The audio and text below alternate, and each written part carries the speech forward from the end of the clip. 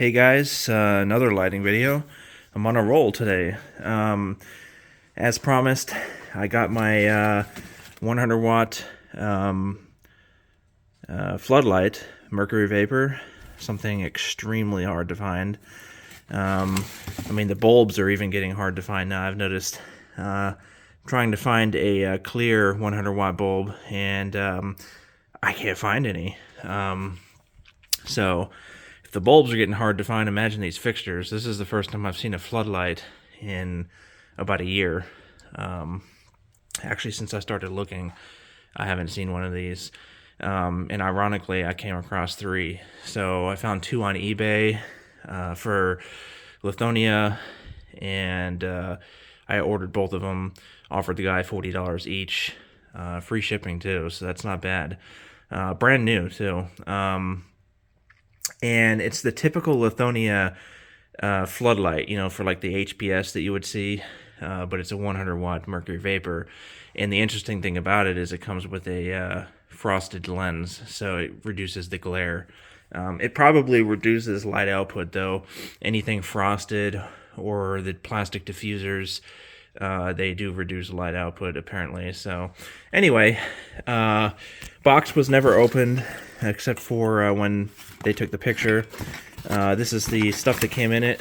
Some warranty paperwork. Definitely not going to fill that out. The instruction booklet if you don't know how to install these things. Here, I'll let you guys read this stuff.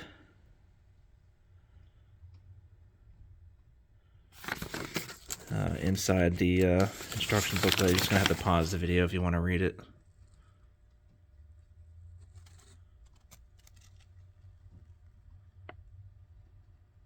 A 1-year warranty. Amazing. For something that's made in the United States, they only give you a 1-year warranty. That's pretty shitty. So,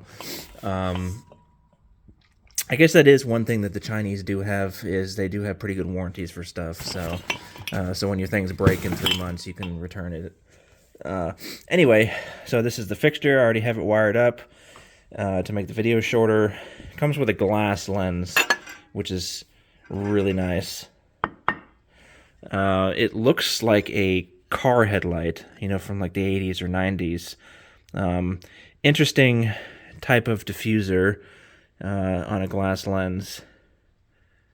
I'm not sure if that's going to be effective at doing its job, but it probably will as far as reducing glare. Unfortunately, like I said, it does come with a DX coated bulb. This was the box that it came in. Looks like it was made in January, March 24 of 95. So it's a 27-year-old bulb made in Hungary, like they used to, instead of China. I'm sure the people in Hungary are mad. Here's the bulb itself.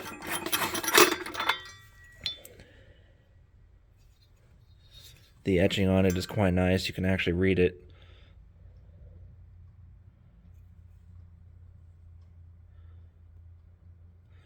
Never been used.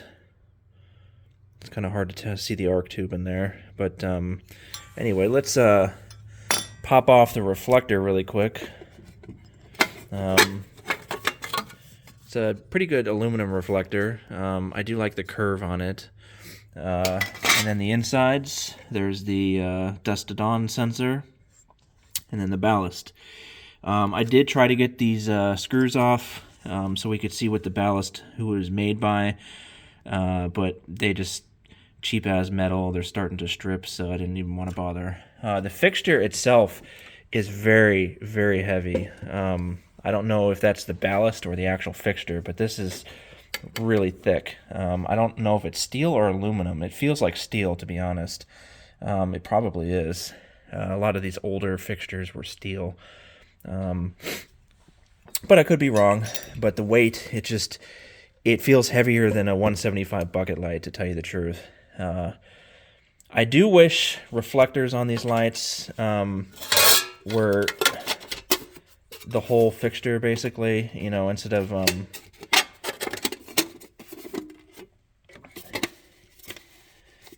just, you know, this U shape. I wish they had a reflector material here and reflector material there, because the light is 360 degrees, and you do want light to be pointing this way and light to be beaming that way, not just in the front, but at least it's painted white right here, so a white reflective surface is better than black, like Lithonia's black fixtures. So let's put the bulb in here and fire it up. Okay. Let me turn my... I don't want to mess with it. I don't want to ruin the video. So let me plug it in real quick, and then I'll turn off the shop lights because I don't want to trip on myself.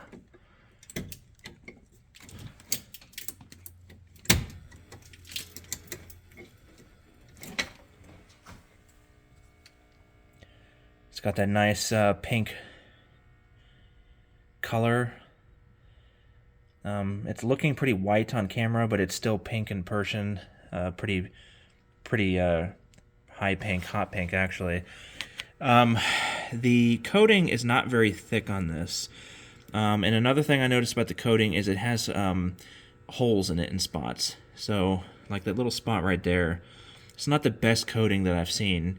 And being thin, you can see the arc tube in there. So you can see that blue-green mercury vapor glow. The light is kind of a white pinkish now. In person, still not as pink on the camera. The camera just, it doesn't matter. S22 Ultra, modern cameras, they still can't get the correct light color, I've noticed. I don't know what that is, but anyway, let me go turn off the shop lights while this warms up. Speaking of shop lights, man, look at the swirling T12s. It's like 19 degrees out right now, and I just turned these things on, and they're probably going to take 30 minutes to 40 minutes to warm up, if at all. So they're pretty dim right now because it's cold. They do have electronic ballast, but of course the LEDs are bright as shit, and they flip on immediately. So, shop lights off.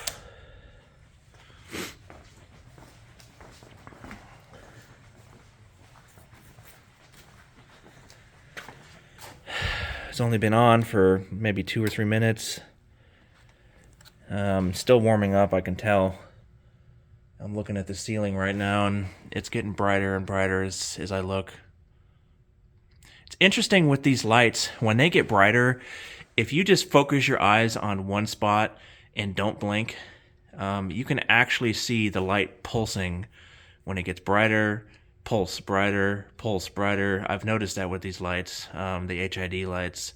You can't really see it on camera though.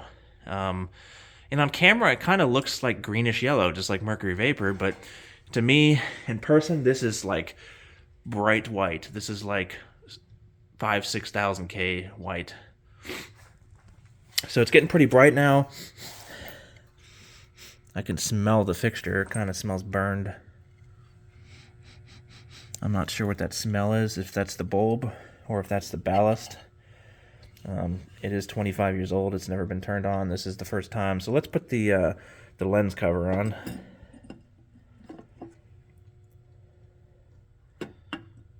Doesn't really reduce glare at all. It doesn't really change the brightness either. Usually they do. Maybe a little bit, you can see.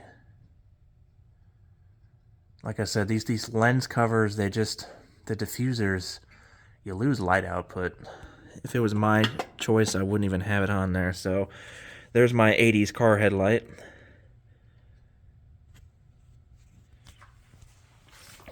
So the room is pretty well lit up at the ceiling. Let's aim it down now so we can see how well it does for the room itself. Don't want to break the glass. You know what, I think I'm going to take the glass off so I don't break it while I tilt the fixture itself. Pretty bright. Not bad.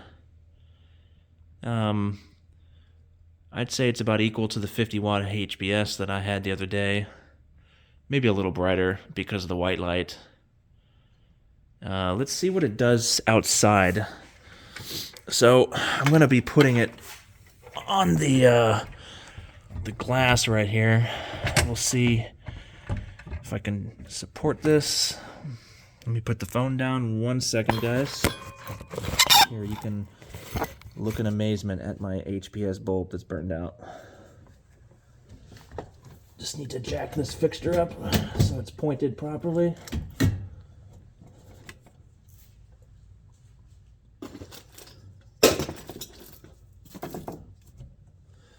Okay, let's, the light is dimmed because it does have to go through this plexiglass that's kind of dirty. So let's go walk outside and see what it does, though.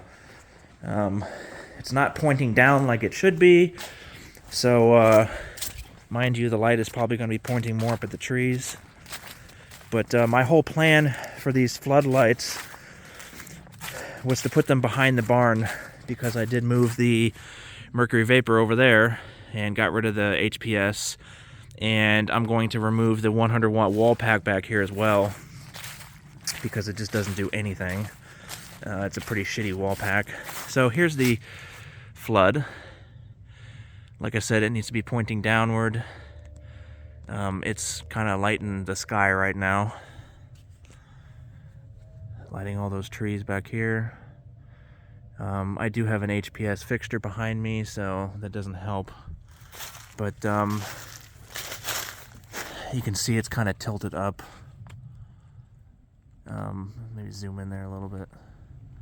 See, it's tilted up. It needs to be mounted on the back of the building and pointing downward, so it would light more of the ground down here instead of the trees. Because this is kind of what it looks like.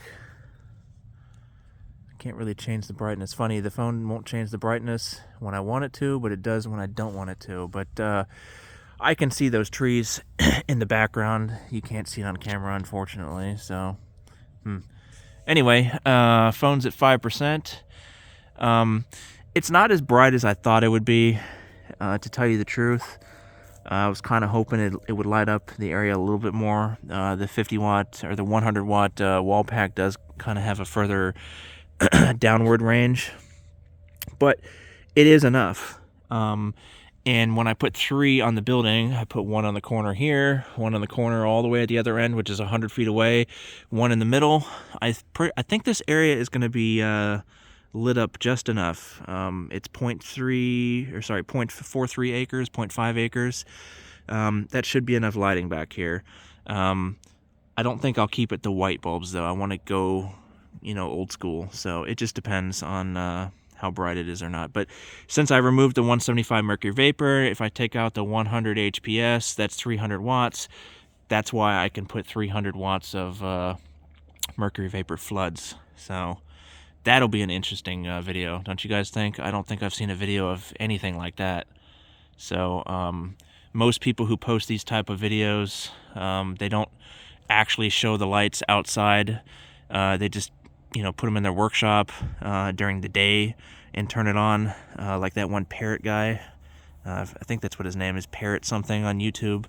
He has a lot of cool videos, but he doesn't show his fixtures outside. He just shows them in his bedroom or something. It's kind of annoying, actually. So it doesn't really help somebody who actually wants to use these lights. I guess it showcases the light, but it doesn't actually show what it's capable of.